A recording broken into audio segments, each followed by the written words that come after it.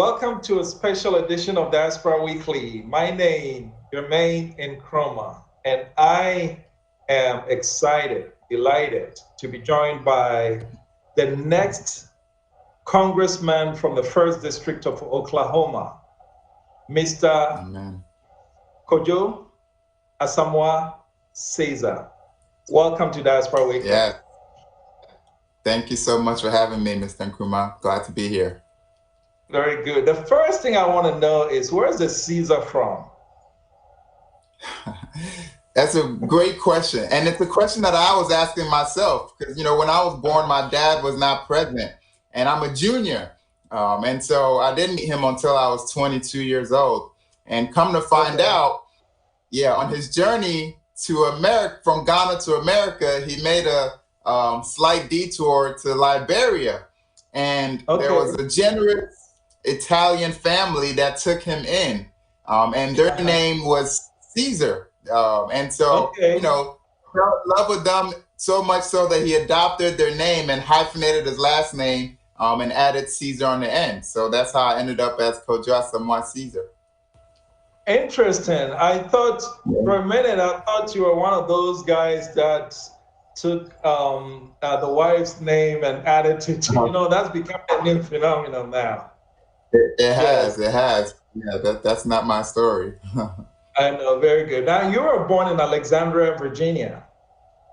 Yes, I was. Born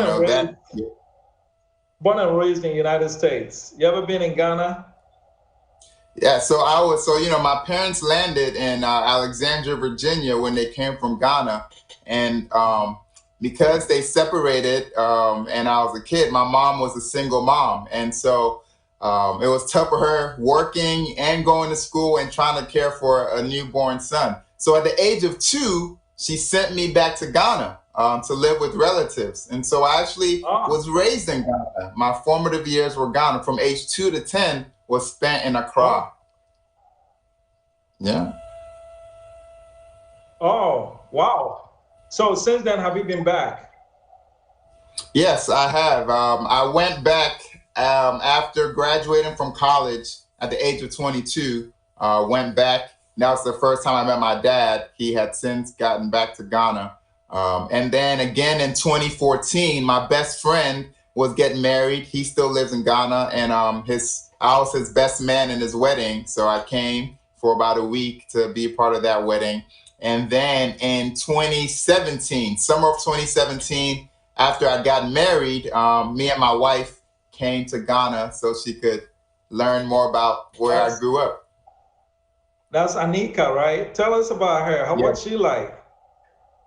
Onika is amazing. She's a brilliant woman. She African-American. She grew up in California and Mississippi. We met in Tulsa, Oklahoma, when we both arrived here to be teachers. She was teaching first grade and I was teaching kindergarten. And she just has a heart and passion to serve. And she actually just opened a coffee shop bookstore here in town. She also works as a program officer for the George Kaiser Family Foundation, which is the biggest philanthropic organization here in Tulsa. So she's just amazing, and she's changed my life, quite frankly. That's good. That's good. And your daughter's name, it was an interesting one. I'll try to pronounce it. What's her name? Well, we pronounce it Hadessa. Hadessa. Yes. New dad, and you have a girl to start with. Yep. New dad. We have a girl. She was born on April 10th. So this April, in the midst of the coronavirus craziness, but she's brought a lot of joy to our lives. Wow. Does Anika gets jealous? Because I know fathers and daughters, it can be really. Right now we're in a battle, you know, to see who's the favorite, who's her favorite, you know. Is it mommy's favorite or daddy's favorite, you know? So yeah, she likes the battle. Don't worry about it. You're gonna win that battle. I know, I'm speaking from experience. Exactly. Okay. I agree. So what made you decide to run for Congress? It's a good question. for me, my life is defined by the American dream, because that was what brought my parents here. And that's what caused them to sacrifice, to leave family, friends, and familiar settings behind, to come and pursue a better life here for themselves and for their son. And so I've come to define my journey through that lens. And I've been trying throughout my career to answer the question of, is the American dream real? And is it real if it's only real for me and not for others? And so I'm on a quest to the American dream is real for as many people as possible. And so that's the journey that I've been on. And I'm in the point in my journey where I feel like running for Congress is the best way I can serve to build an America as good as its promise, and one that expands opportunity to more and more people. Okay. Why is this the best time to do it? Because your district is pretty red. Well, Oklahoma has been red for a while, right? And it has to change sometime, right? And, if not now, then when? But, it's such a great time to do it for me in particular, because, my story contrasts so well with the current, leadership in our state and in our country, right? Because we're at a time where a president who's talking about what makes America great, right? And he's saying, make America great again.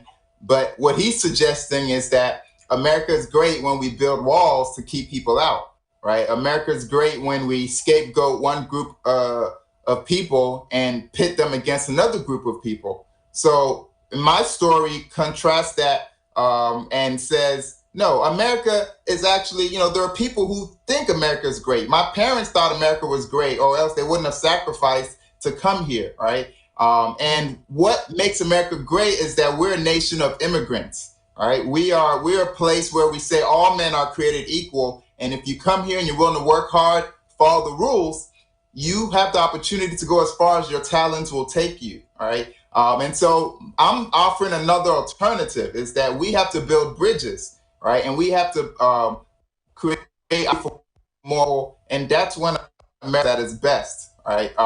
And here in Oklahoma, things are changing. Just in 2008, in Oklahoma City, we had a white woman run on the Democratic platform, and that seat for the first time in 30 years, right? And so now in 2020, I'm running a similar race in Tulsa, Oklahoma, and if I win, it'll be the first time a Democrat has won in 34 years, and I'm 34 years old. So it's ripe for change. Yeah, we are ripe for change, and the condition, the country, and the cry for change we're seeing right here in Oklahoma is very fervent. In America, when people run for office at the primary level, they sound different. And once they win the primary, they have to, in where you're running in such a red district, one would have expected you to move a little bit to the right, but you've maintained your principle. Is that a winning strategy? It definitely is, because, part of what got Donald Trump elected was because people were tired of that strategy, right? They were tired of politicians saying one thing, closed doors, and then saying another thing out in the open, or saying one thing in front of one group and saying another thing in front of another group. And Donald Trump seemed to be the kind of person that just spoke his mind, right, without a filter. And people were hungering for that level of authenticity. And I've experienced the same thing here in Oklahoma when I started running, when even some in the Democratic Party didn't think it would be possible for somebody like me to win the primary. I decided early on that I was going to be authentic, and I was going to story, and I was going to tell my truth. And that really built great and deep connections with the people on the ground here. And so why change that? I am building enthusiasm and excitement with voters here in the first Congressional Oklahoma. So it doesn't make sense for me to change. And this really hasn't been as much about policy as it's been about values, right? And what do we stand for? And what kind of country do we want moving forward? And so it would be silly for me to go against the value of authenticity and truth in this moment. But you're not suggesting you speak without filter, though, because I noticed you said that Donald Trump won because people wanted someone who speaks without filter. You're not suggesting that you don't have filter, right? Yeah, well, that's what I said. It's unfortunately people viewed him as someone who was authentic just because without right, and because he was going against, quite frankly, I think an opponent who was cast as someone who was very calculating, went for him in his favor, right? But obviously, yes, you cannot, as a human being, speak without filter, right? There's a my pastor who says, speak the truth in love, right? So you don't just tell the blatant truth, you speak it in love. And there's a way to speak to people with the filter and still be truthful and honest. You know, politicians who are calculated is, in my opinion, is like, I'll excuse this description, but it's like pornography. People like to condemn it, but in the end, that's what they expect, because the calculated candidate in 2016 won the popular vote by almost 3 million votes. So it couldn't be that bad to be calculated, right? Yeah, and perhaps she should have been a little bit more calculated and spent more time in Wisconsin, Michigan, and Pennsylvania. And then she would have won the Electoral College as well, right? So to be authentic and to speak your truth does not mean you are stupid, right? And you just make decisions willy-nilly, right? To be thoughtful, you have to have plans, you have to have a strategy, right? But I think people also expect we're realizing the competence, and we need people to tell us the truth. The trust level with our American institutions are at an all-time low across the board, right? And it becomes very hard to govern when people do not trust their elected leaders, right? In a crisis like the coronavirus crisis we're experiencing right now, something as simple as wearing masks, right? Or different ways of treating the virus become politicized, and we have all these conspiracy theories because it's hard to know who to trust. So as a member of the next generation, I have to step forward and, operate in a way that only causes me to be able to win an election, but to be able to govern after I win, right? To be able to say we need a different way of operating once we get into office. Okay, so I looked at some numbers, right? In 2012, the Republican candidate for that district won with 64% of the vote. In 2014, the Democrats did not field a candidate. 2016, same, no candidate. And then 2018, the Republican beat the guy that you're going up against now. He beat his opponent by the same 64%. It suggests to me that 64% is entrenched red vote because it doesn't go up or down. And then when you look at the numbers, in your district, it's 67% white, 10% Hispanic, 9% Black, 7% Native American, and Asian. So of the 60 numbers, I think it's pretty solidly over 60 white and Republican. How do you plan to chip into that vote? Yeah, so in the last cycle in 2018, it was actually 59 to 41. All right, and the Democratic candidate, Tim Gilpin, actually got over 100,000 votes, which is the most the Democrat has gotten in this district in a long while. Right, but the point is taken. He still lost by about 18 points. And so, but another thing is the two largest urban centers in Oklahoma are Oklahoma City and Tulsa, right? And the first congressional district is anchored by Tulsa County. And Tulsa County is an urban district. It's about 85% of the registered voters in the district, all right? And usually what ends up happening is the Democratic candidate does pretty well in Tulsa County, but then just gets absolutely obliterated in the rural counties, all right? Wagner County and Washington County.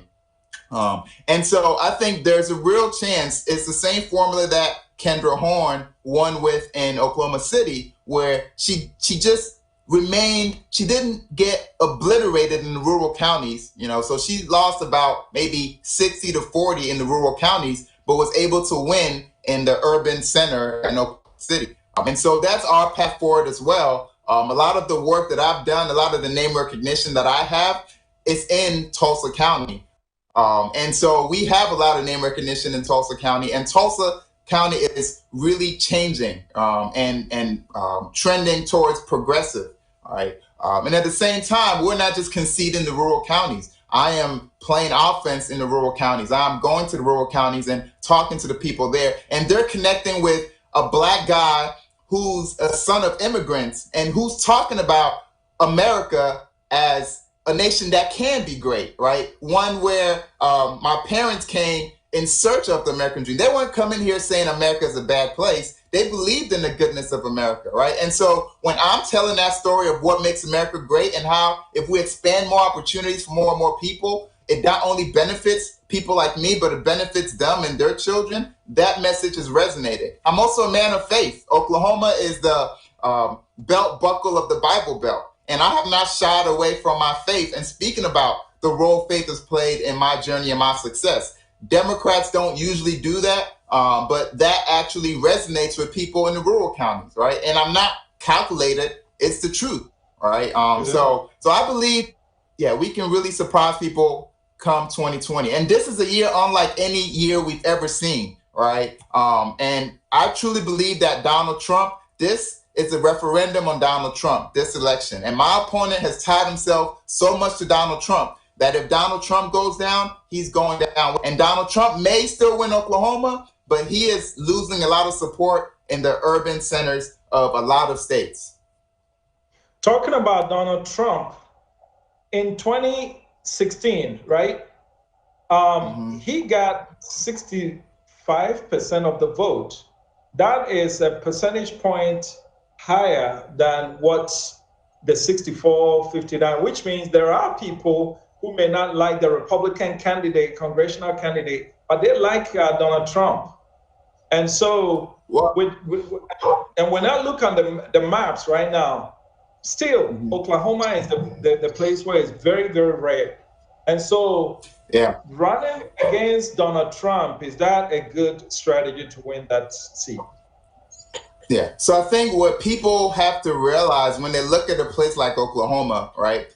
We have Tulsa and Oklahoma City, right? It's similar to looking at a state like Georgia, right? Where it's a pretty red state, but you have Atlanta, right? That is very progressive as a city. And so you have to look at it through that lens. If you look at it statewide, yes, we have a lot of rural counties, all right? Over 77 counties in our state, and only 2 huge urban counties, right? So somebody like Donald Trump is going to get a larger percentage of the vote. But when you drill down to the county level, it changes. And I'll say this, a lot of the excitement from our campaign towards the end of our primary was coming from white women who are living in the suburbs, all right? And these are folks that say, I voted for Donald Trump because I did not want to go back to the Hillary years. I just could not do that. And I knew Donald Trump, right, wasn't the best guy, but I was voting against Hillary, and Donald Trump maybe could handle the economy well, all right? But they've seen how he's, what he says on tweets about women, his incompetence in handling the coronavirus, and how that's affected the economy. And so they are ready for change, and they see Joe Biden as a reasonable alternative. All right. And so I do believe that a lot of moderate Republicans and independents are going to vote for Joe Biden at the top of the ticket. And that's going to bode well for candidates like me down ballot.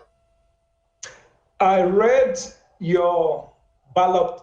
What's that word? Ballotpedia. You filled it out. Yes. And on the question, what characteristics or principles are most important for an elected official? Here's what you wrote. High moral character and integrity, commitment to public service and a worthy cause greater than one's self, an eagerness to listen and learn from others, humility to acknowledge you don't know it all, capacity to be nice to people, even those who may disagree with you. That sounds so much like anti-Trump. There's nothing. It's almost like you were throwing jabs at Donald Trump. Was that part of it? Well, you know, it's a sad state of affairs when somebody, you know, responds to a question with the we want our kids to embody, and it sounds as if it's an attack on somebody else, right? That goes to show you the depth of the depravity of his values, right? So, no, I wasn't even thinking about him. I was just thinking about the values that I seek to embody, right? And the kind of leadership that I want. And that's what I did. But that's why I said again from the beginning that my story and my values contrast so well with the current administration and leadership at the national level and also in our state. When he announced that he was coming to do the first post-COVID-19 rally in Tulsa, Oklahoma, of all places, right? Where did you hear that the first time, and what went through your mind? Yeah, I think it came, I mean, I was reading the news. I think I was reading the New York Times, and I saw that. And I mean, it's hard to be surprised now, right? But yeah, this president, you know, has shown great capacity to continue going low. When you think he can't go lower, he surprises you and goes even lower. So for me, yeah, we were gearing up to celebrate Juneteenth here in Tulsa, Oklahoma. Which is a big deal here because, you know, we live in a place that historically was called Black Wall Street. And the most wealthiest African-American community in the whole country existed here. And unfortunately was burned down in 1921 by white supremacists. And so we take that celebration very seriously here. And so for him to announce that he's going to come here on Juneteenth, right, on the day where we're celebrating, you know, right, Black liberation, it was just a big slap in the face to all of us, and we felt very much slighted. And it wasn't just Black people, it was white people, you know, and there were calls to local leadership, to our mayor, our congressman, and to our governor, right, to ensure that this wouldn't happen. But come to find out, they were the ones that were, you know, welcomed this and rolled out the red carpet. But I'm glad Oklahomans are smart enough, right? Because in an arena that seats 19,000 people, only 6,200 people showed up. We wake up every morning to different stories from politics, business, sports, and entertainment. These stories, one way or the other, affect our lifestyle and dealings with family, friends, and business associates. Your take on Diaspora Network Television gives you an opportunity to have your take on these pertinent issues via phone in and messages to our social media platforms, DNT Ghana on Facebook, Instagram, and Twitter. If it's an important trending story, we will definitely talk about it. Your take with me, Yausechi, on DNT. Would you buy anything without first knowing exactly what the product was and how it could benefit you? Definitely not. Neither should you vote for your next member of parliament without knowing who they are and how they plan to solve your problems. Watch The Next MP only on Diaspora Network Television and find out the men and women who want to represent you in parliament. The Next MP only on DNT.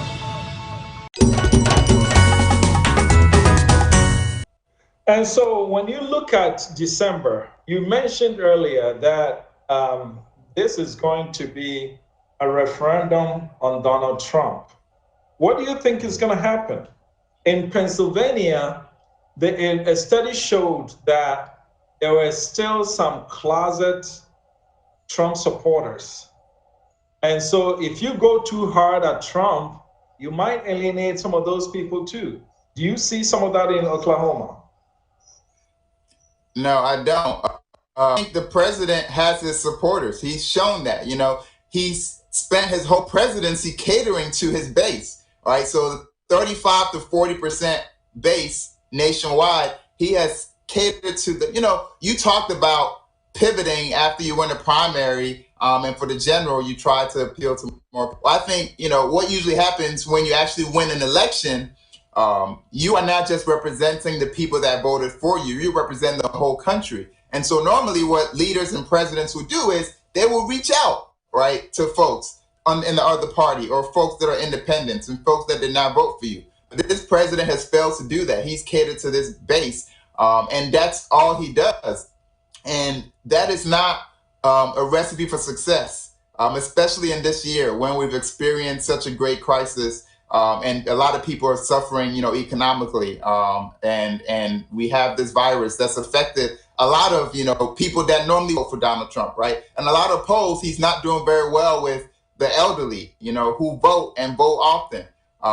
And so I think it's fool's gold to try to play Donald Trump's base, right? And to say, let me not tell the truth about the president because I don't want to alienate Donald Trump's base. I know who's going to vote for Donald Trump, and they're going to vote for him. And I think also, last thing I'll say is there was a report that came out that said about, close to 90% of people have already made up their mind who they're going to vote for in this election, all right? And I just think there's not a whole lot of people who are waiting for new information to make their decision. We pretty much know, right, what's what. And so I think we're going to find out that come November, there's going to be a blue tsunami. Not a wave, tsunami. Tsunami, yeah. You got it. Okay, so now let's talk policy. Some of the policies that you espouse are pretty egalitarian type policies. How do you convince a red voter to vote for a guy that's pursuing an essentially egalitarian policy? Yeah, that's a great question. My platform is born from my story and my journey. I'm somebody who's a son of immigrants. I was the first to graduate from college in my family. I did law school, the oldest law school in the nation. And then after law school, decided that I was going to become a kindergarten teacher. To further and to answer that question I said at the beginning, how can we ensure that the American dream is within reach for all of us? All right. And so in running for office and in thinking about my platform, the question I asked was, in this democracy and in this government of the people, by the people, and for the people, what do the people want? And the answer to that question is the people want an America as good as it's promised. Right. So when we look at our founding documents and we look at the American dream, how can we be bold and put forth solutions that are as big as the challenges that we face? All right. So I didn't shy away from trying to answer that question. And my experience has borne that out. And so the categories in my platform, education and opportunity, health and economic security, justice and equity, environment and infrastructure, are all geared towards building an America that is as good as it's promised and building an Oklahoma that works for all of us, right? And so I realized when I go to the rural counties or the urban centers and talk about the need to fund our education system and the need to pay our teachers well so we can get great teachers and keep the ones we have, right? That resonates with everybody. It's not just for one particular group or one party, right? So that our kids can be successful. When I say that we ought to expand healthcare to all of our citizens, right? Because we're already paying for it.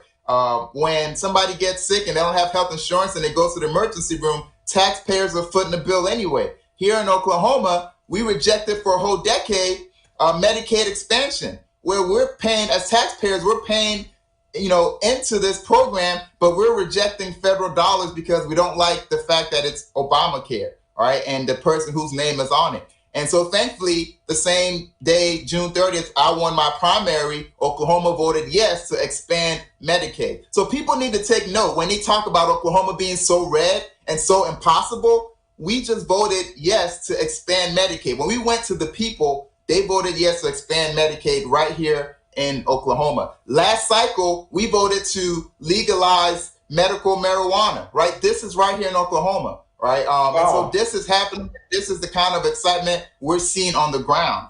And so yeah, when I talk to people and I lay this out for them, it makes total sense to them, right? Because what ends up happening with the Republicans is they focus on these wedge issues, right, that they don't really care about, but they only want to use them to scare people, right, to fearmonger and to divide and conquer, right? And so when we take focus off of those issues and get people to see the real issues that affect their lives on a daily basis, what school kids going to, what teachers are in front of them every day, do I have access to health care? Do I have access to jobs that pay me a living wage? Right? Those things affect you on an everyday basis, right? And so when we get them to focus on that, then they can actually make a choice to not vote against their own best interest, right? And vote for a government that works for them and works for all of us. And so when you do that from a body language standpoint, when you particularly, I mean, in Tulsa, I know you're probably not going to have a problem because I looked at the map. I think the lower, the southwestern portion of your district is where Tulsa is located.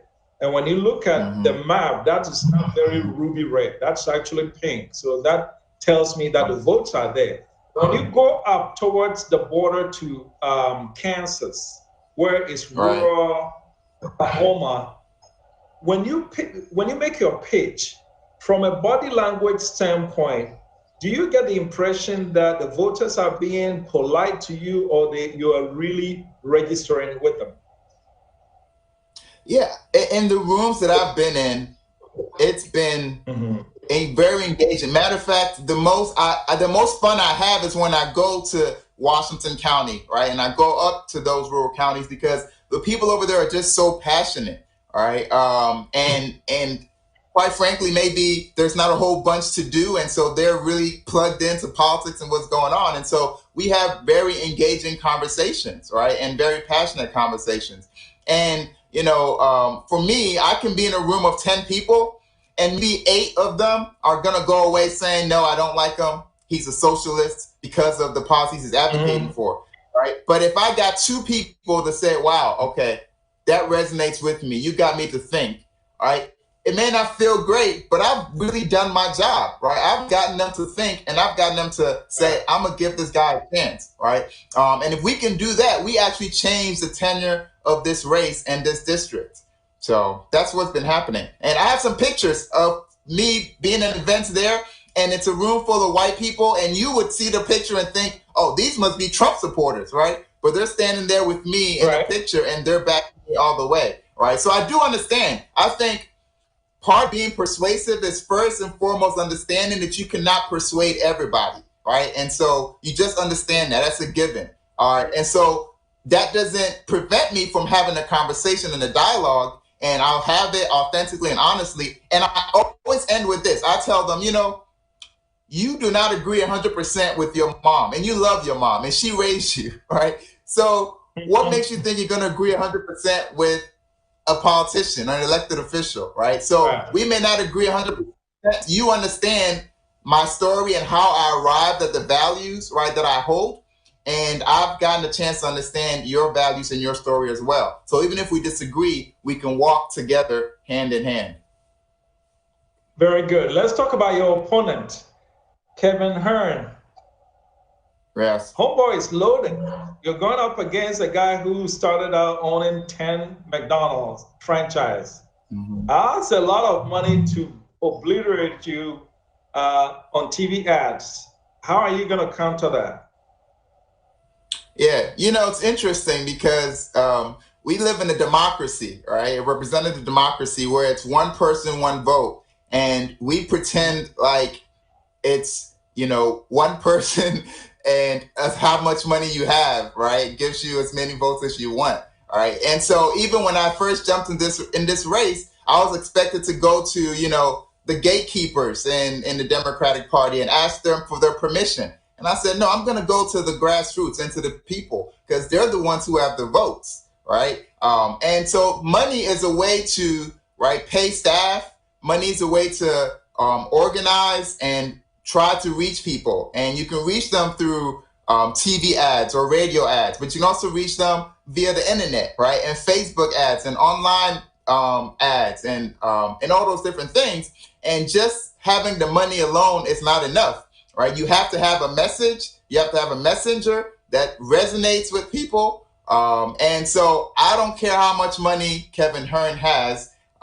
He is actually not the kind of candidate that is resonating in our community right now. All right. And so that's the first thing. The second thing is, TV ads are becoming less and less effective, all right, because of Facebook, because of social media, where you can actually target people, right? You know the audience that you're targeting. The message is reaching them. You're getting feedback. You're getting to iterate and figure out what works and what doesn't work, as opposed to TV, where you're just throwing paint on the wall and hoping something sticks, all right? And less people are watching TV. Less and less people are watching the news. So we don't put a lot of stock. Donald Trump, even in the 2016 election, succeeded in large part due to his Facebook ads, right? And his targeting ability and his ability to iterate. And so me as a millennial, that was the strategy we used in the primary. We were able to target specific constituencies and give them the messages that we knew would resonate with them and get a chance to hear from them as well. And so our money was able to go very far doing that kind of targeting. And so we're very confident. We're millennial. We live on the internet. We live in this information age and internet age. And so we have very much confidence in our ability to use it to reach people and give them the right message. That's all great. But again, you have a district that is very rare, that is also fairly old. I don't have the numbers, but it looks like your district is older than average. And those people tend to be not so IT oriented. And so in a place like that, maybe TV ads will do well. Not to mention that in the pandemic era, there's a limit to how many people you can gather at one place to talk to them. And so you're still going to have to rely on Facebook and a way to reach them without actually meeting them. And there too, there's a problem because right now there's misinformation galore, and the opponent that you're running against, his group is expert at that. How are you going to counter that? Well, so it's interesting. You talk about us being in a pandemic age and having to be online. And so that's actually working to our benefit because there are a lot of older voters who are very adept at Zoom, right? And we've been having Zoom meetings and getting into people's living rooms through Zoom. And we're talking to older generation folks who we offer them help and support. And they're like, no, we know how to do this. And so we haven't experienced that. Yeah. And so, so I mean, Zoom has been effective because, look, I can have a conversation with you, right, in Ghana right now, and I'm sitting in Oklahoma, and after I'm done, I'm going to have a meeting with somebody, right, in Virginia, right, and we can do that. Or folks can have Zoom, and they not only invite their friends in Tulsa, Oklahoma, or Washington County, they can invite family and relatives in other states, right, who are experiencing similar circumstances. So we found it to be actually very effective for us. Now, once again, we're not going to convince everybody, right? And we have to win 50 plus 1. 50% plus 1 is what we have to win. So we don't have to pretend we have to reach everybody. Yes, we're not going to reach everybody. But we believe with 85% of the district being in Tulsa, right, Oklahoma, and us being a city that's trending progressive, there are a lot of votes for us to get. Okay, let's look at where you are going. You're going to a place called Washington, which should not be very new to you because Alexandria, Virginia, that's right in the same area in terms of knowing the geography. But you're walking into Capitol Hill. If God willing, you win. That's a lot of tradition there. What's your demeanor? If you walk in there for the first day as a congressman, what's it going to feel like? I mean, that's a great question, right? I mean, it's hard to know, but I definitely know I'm filled with awe. I remember sitting in 5th grade and learning about, civics and learning about our country and the government and the three branches of government, right? And learning about the presidents and the White House and the executive branch, and then learning about the legislative branch and the U.S. Capitol and the House of Representatives and the United States Senate. And so I was filled with awe in 5th grade when I was reading about that, right? And even now, when you watch the State of the Union and you see democracy in action, and it's awesome. I love the concept of democracy. I think, right, it's what helps us to build opportunity and bring more and more people into the process. And my story wouldn't be possible for a country like this that embraces democracy for the most part. And so it's going to be awesome to be part of that august body and, the journey that my parents, have been on, and, me being a continuation of that journey and a journey of our people. I'll be the first American elected to Congress. I wasn't aware of that when I started this journey, right? And so that's something else. So I'm excited. I'll approach it with humility and a great sense of responsibility, because I'm not just representing myself, right? I'm representing my district. I'm representing my family. I'm representing Ghanaians, all right? So it's going to be incredible. There's a congresswoman in Minnesota of Somali heritage. One time in disagreement, President Trump asked her to go back to her country, and she was born in America. Right. You're going to be asked to go back to Ghana if you say anything against him. What would you say if that were to happen? Well, it wouldn't be the first time I've been told that, when I first came to the States, I was in 5th grade, and, kids can be cruel, and, I heard all the jokes about go back to Africa, or you're an African booty scratcher, or, the monkey sounds people make, and talking about you living on trees and all those different things. And so it's interesting that our president is acting like, a grade schooler, right, with his comments when it comes to that. So I have a tough skin, thick skin, and it's not going to get to me. I believe that we are as much a part of this country as anybody else, all right? And like I said, in Oklahoma, you said my district is 7% Native American. So we understand that if you're not, unless you're American, you came from somewhere else, right? So we are truly a nation of immigrants. And so if you were going to tell me to go back to my country, right, if I wanted to be petty, I could say the same thing back to anybody else. And so that's one thing that we have to embrace. And you talk about the diaspora, when I was growing up, the sense that my parents had, they never communicated it explicitly, but there was a sense that, this is not really our country, stay under the radar, don't ruffle any feathers, and, hope for the best.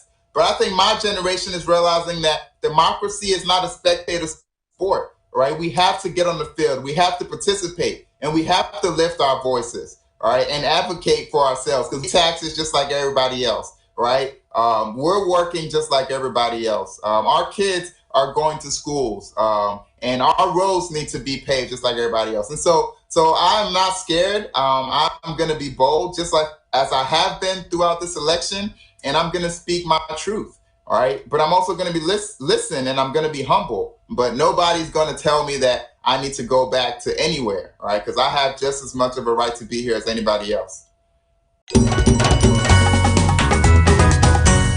We wake up every morning to different stories from politics, business, sports, and entertainment. These stories, one way or the other, affect our lifestyle and dealings with family, friends, and business associates.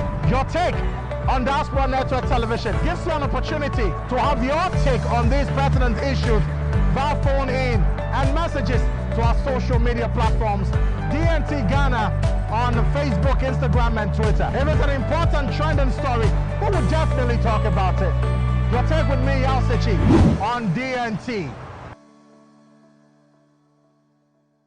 Would you buy anything without first knowing exactly what the product was and how it could benefit you? Definitely not. Neither should you vote for your next member of parliament without knowing who they are and how they plan to solve your problems. Watch The Next MP only on Diaspora Network Television and find out the men and women who want to represent you in Parliament. The Next MP only on DNT.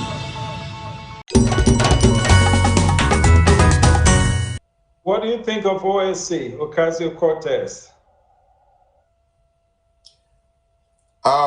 I think that she has, as a young person, has shown a lot of bravery, a lot of courage as a woman, right, a woman of color, to step up and to run and to speak her truth, quite frankly, and seek to represent the people in her district who were represented by, you know, quite frankly, someone who did not represent the district, if you look at the demographics in the district. And so that's what she's doing. And she gets a lot of flack for it from people in other districts and people in other parts of the country who don't understand that. But I think she's representing her district, and, you know, that's what you have to do when you're a representative. And so that's what I would do when I'm in Congress representing the 1st Congressional District of Oklahoma, right? So we may not always agree because, right, we represent a different constituency, but I can still see her journey and draw inspiration from it. What about Nancy Pelosi? What the job she has done to contain the excesses of Donald Trump? What's your take on that? Yeah, you know, it's interesting. Before I talk about Nancy, I just want to say that, you know, my opponent and a lot of Republicans have used Nancy Pelosi as this boogie woman, right? And, you know, my opponent just almost every time he speaks, he's bashing Nancy Pelosi, all right, and claiming how much of an evil person she is, how un-American she is, right? And it's just unfortunate, right, to have a woman, right, who ascends to the position of speaker, right, in the midst of, right, and a lot of the sexism that goes on in our politics, you know, and in our country. I think it's unfortunate for him to be painting her in such terms. But yeah, I think she's a strong leader and someone who has done a wonderful job in a very tough position, and has stood up to the president, and is not intimidated by the president, right? And so, yeah, so I'm glad she's the leader of the Democrats in Congress, and I look forward to working with her if the voters sent me to Washington. How do your voters feel about this Black Lives Matter movement? Black Lives Matter movement, the New York Times just did a study that shows that it may be the biggest movement we've ever had in our country. And the difference between this and the civil rights movement of the 60s is that this movement is a multiracial coalition of folks, right? Here in Tulsa, a lot of the protests had more white people than even Black people. And so that bodes well. You know, Black Lives Matter just in 2016 was a bad phrase you couldn't even utter. And now you have it painted on streets everywhere, and plastered on, you know, on our TV screens. And in our particular campaign, we had a lot of white suburban women reaching out to us, wanting to know how to get involved because they felt like perhaps their negligence and their silence had contributed to the images we were seeing come through our screen of police officers killing unarmed Black men. And so they had the entryway into activism, you know, going out and protesting in the streets, and then registering to vote, and then voting for candidates who are going to advocate for all of us and advocate for justice and equality for all. And so it's been a great help to our campaign, and has brought a lot of people that normally might have stayed at home and sat on the sidelines to participate in our democracy and electoral process. There are those who think that this zero focus on Black people is a survival mechanism by some insecure whites. Not all white people, but there are those who feel like when you look at whites making 60%, maybe 62% of the population and dropping, and all minorities combined are climbing, very soon the numbers will tilt in the other direction. How do you assure those concerned white people that if that were to happen, their concerns would be unfounded, and that's nothing is going to happen to them. Well, I don't think it's about assuring, folks that something is going to happen to them were we to become a majority minority, nation. All right. Because what has happened to them thus far, right? It's not like Black people or minorities are, the ones terrorizing white people or, doing anything. We're not a people who are engaged in retribution, right? In fact, when we have, atrocious, things happen to us, we are quick to forgive. You had Charleston, South Carolina, where a white supremacist, an avowed white supremacist goes into a church, Mother Emanuel, and, doing Bible study where you have Black people praying and they invite him in and pray with him. And then he kills them in cold blood. All right, because he wants to start a race war. And the survivors and the family members of these folks, Black people, actually forgive. And they say, we forgive you. All right. Same thing with Botham Jean in Texas. Young man in his home eating ice cream, watching TV, and a police officer enters his apartment thinking it's hers, she says, and then kills him, shoots him in cold blood. And in the courtroom, Botham Jean's brother, the victim's brother, hugs the police officer, the white police officer, and forgives her right on the spot. So there's no example that points to, right, retribution coming from Black Americans or minority groups in this country, right? I think people just want the same opportunities that have been afforded to other people in this country. And so you only have to look at, and look at Dr. King and our civil rights movement. It was nonviolent. Dr. King had the Constitution in one hand, Bible in the other. And he was leading with Americans to live up to its own highest ideals, right? And so all we need is a history lesson to reassure people what we're really talking about, what the movement is about. In the final 8 minutes or so, let's turn our attention to Africa. And before we do that, Congressman John Lewis, the conscience of United States Congress, he had a very, very touching memorial funeral today in Atlanta. What's your impression of him and what he was able to accomplish throughout his life? Yeah, man, just so incredible. And what a great example, right, of a mentor, somebody who, passes the baton to the next generation. When he passed away, I had so many friends on social media sharing pictures that they had taken with him, right? And just goes to show you the humility of the man and how he was reaching out to the next generation and mentored so many people and so accessible, right, to people. And I love his quote where he talks about, not being afraid to get into good trouble, right?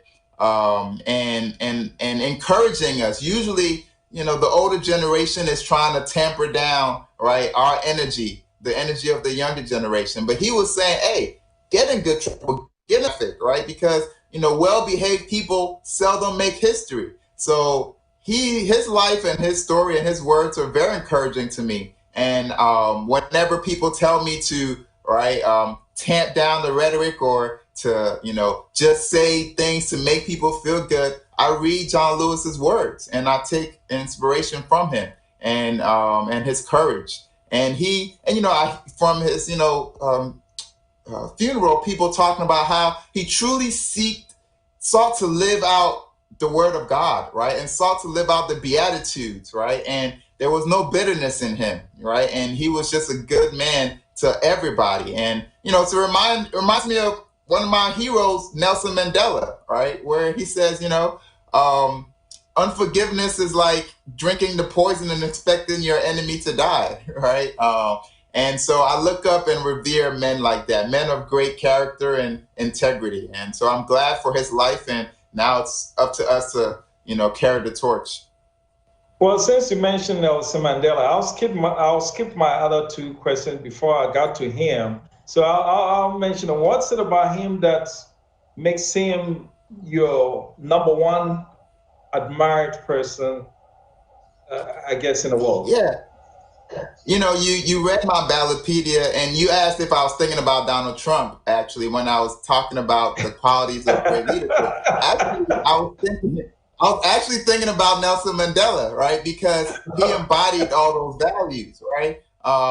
And somebody who was a man of character, integrity, a man who was serving a cause greater than himself, right? And was dedicated to live for it and willing to die for it if necessary, and was willing to go to prison for 27 years, right?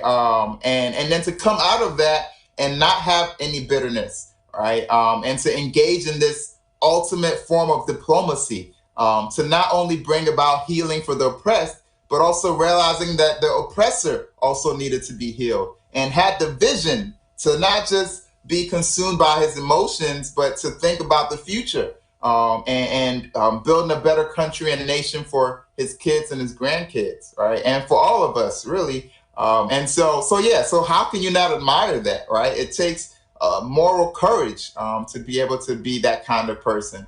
And so, I admire him.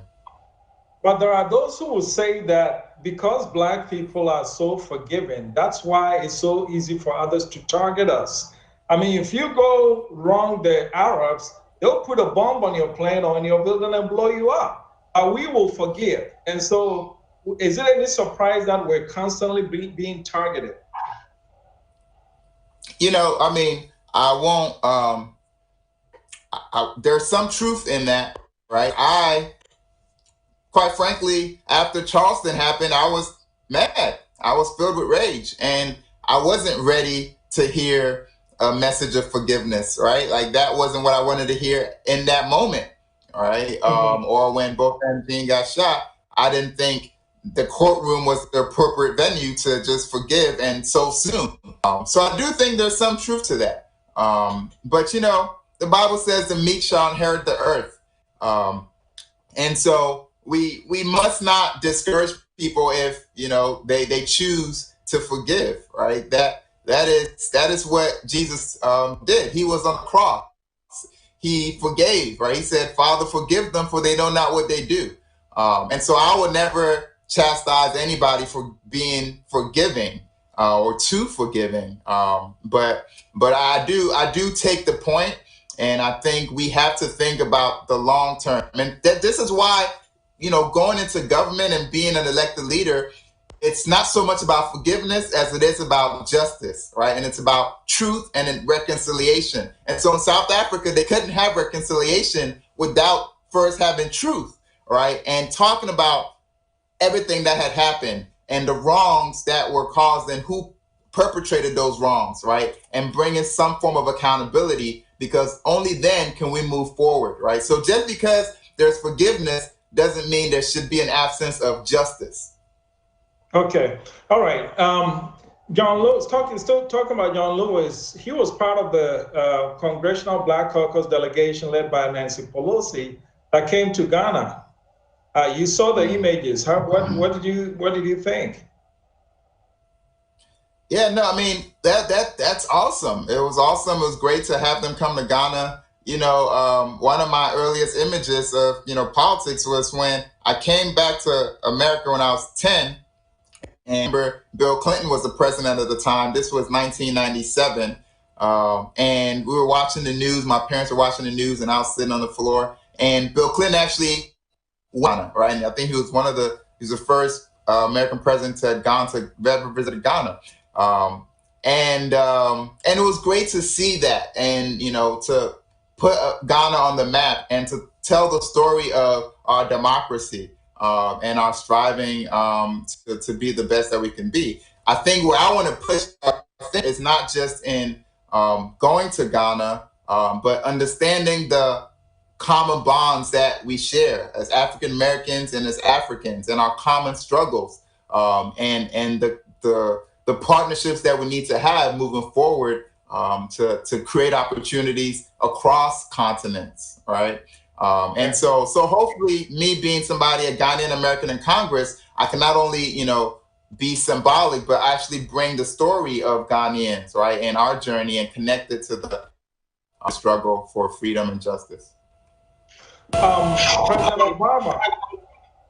Obama, one of the knocks that he got, some think he's one of the greatest presidents, but Africans in particular always knock him for not doing enough for Africa. First, what's your opinion on that? And secondly, when you become congressman of African descent, actually parents of Ghanaians, then of course you have your Somali partner in Minnesota, what do you think you guys can do to influence United States policy towards Africa? Yeah, I think it's easy to criticize President Obama for not doing enough for fill in the blank, all right? And I think as the first Black president, we put a lot on him. We wanted him to solve all the world's problems, and it was just unrealistic. And also, as the first Black president, he faced the wins, right? The Republicans were determined to be intransigent and stop him at every turn. So yeah, we all wish he could have done a whole lot more than he did, but there was a lot that he was going against. And now we should realize that, right? After what has come, beyond his presidency and seeing Donald Trump in office, now you really see what he was up against.